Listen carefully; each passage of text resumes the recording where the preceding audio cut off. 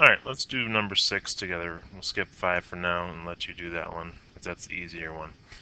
Number 6, we're asked to find the limits using one-sided limits.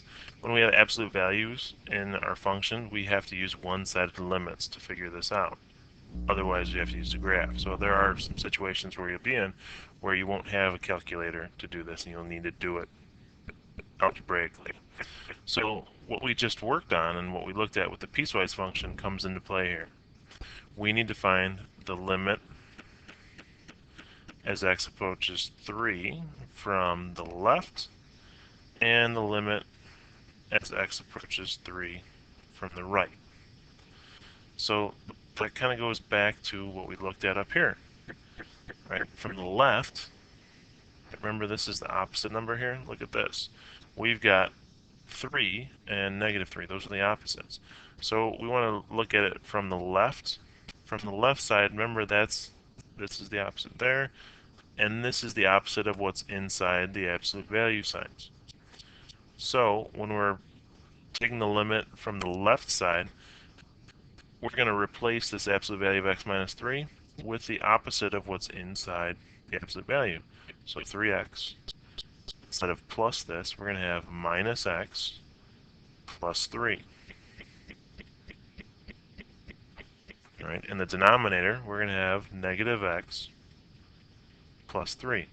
All we're doing is the opposite of what's inside here, right? And that happens when we have this approaching from the left. All right, so from the left, negative, we're going to make this opposites, just like we did up here with the piecewise function. Now we can go ahead and simplify this. Limit as x approaches 3 from the left. Well, we have 3x minus x. We get 2x. 3 minus 9, negative 6, over negative x plus 3. We can factor the top and the bottom. So on top, we can take out a 2. Bottom, we can take out a negative 1.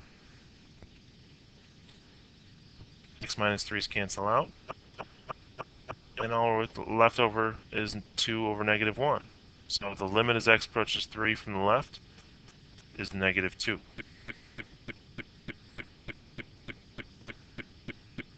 So that was the harder one. The other one, from the right side, is always just going to be whatever's inside the absolute value. So it doesn't change. 3x plus x minus 3 minus 9 all over x minus 3. Right, so from the left, we make it the opposite. From the right, it's just what we have on the inside. So we have the limit as x approaches 3 from the right. Simplifying again, we got 4x minus 12 over x minus 3. So we can factor out 4 on top, and we just have x minus 3 on the bottom. Those cancel out. The limit as x approaches 3 from the right is just 4. So our two one-sided limits aren't the same. It's not approaching the same thing. So that means this limit does not exist.